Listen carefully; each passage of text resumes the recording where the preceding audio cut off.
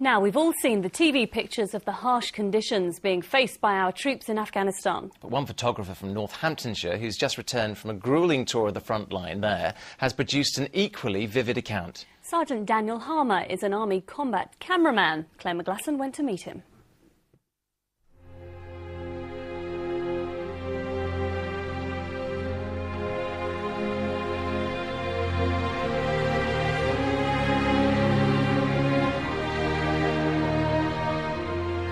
They look like scenes from a film, but this is the theatre of war, true action shots where the risks are real.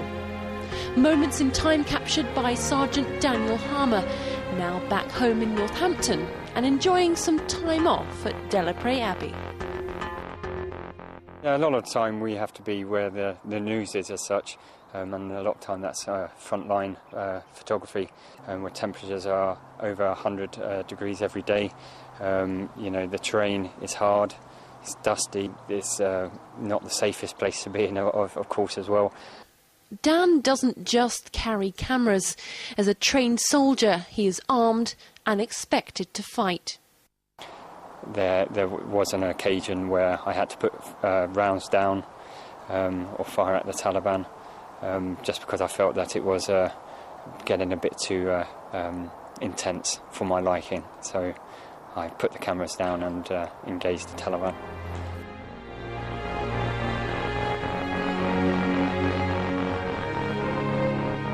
And I think an image that stands out is it's a firefight with the Taliban, all kneeling down, and it's the back blast from the actual rocket launcher, as the shock from the blast has knocked all the sand and give it that kind of eerie effect on the image.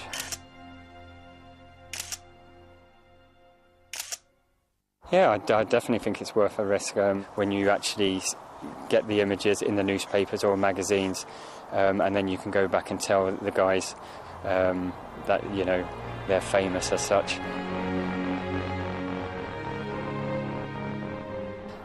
You know, you look back at World War I and II and look at the footage that has been recorded from them. Basically, I consider myself just as that, you know. Dan hopes his memories, captured on camera, will be a lasting record to remember. Claire McGlasson, Anglia News in Northampton. Terribly difficult subject matter there, but incredibly told. Really moving stuff. pictures, weren't they? Now, we have a big birthday coming up. Yep, next week, Anglia is 50, and we're celebrating with a look back at half a century of independent television in the East. Yes, we've been buffing up the old Silver Night, and here's Natalie Gray to tell us more about what's coming up.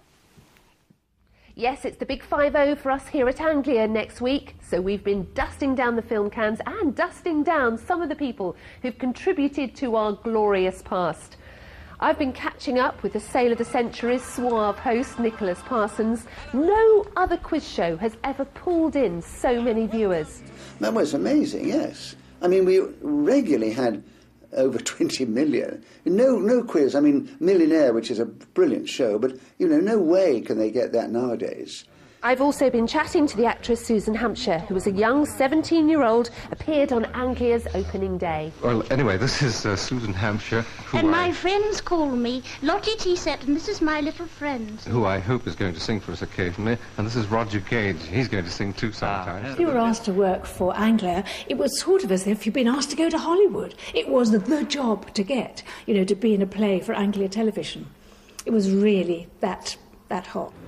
That's a series of special reports we'll be bringing you next week. But all this week, we're bringing you some reports from 50 years ago, when everyone spoke terribly nicely. We start in the genteel Essex town of Frinton. 50 years ago, as now, it was a town divided by development plans. You may recognise the reporter, a very young Bob Wellings, who went on to present Nationwide.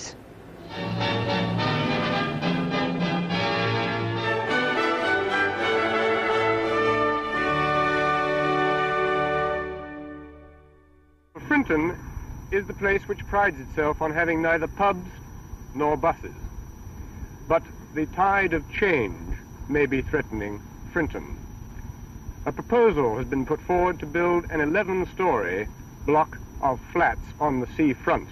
This crossing acts as a kind of unofficial portcullis, the gateway to Frinton.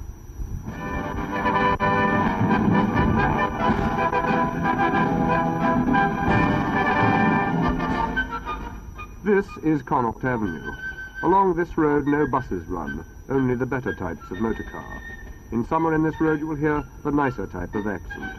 To have a concrete monstrosity that we plan to have in Frinton on the front in the most prominent position in the town is quite unsuitable to the character of the town. So I think they know Frinton as it is, and when they come to these flats, which they've got to pay, I understand, £5,000 each for, they must be coming to live in them because they like Frinton as it is, and I'm sure they won't feel like changing it. Frinton certainly has a fine seafront. In summer, the beach drink is often champagne. At this tennis club in summer, Wimbledon stars play.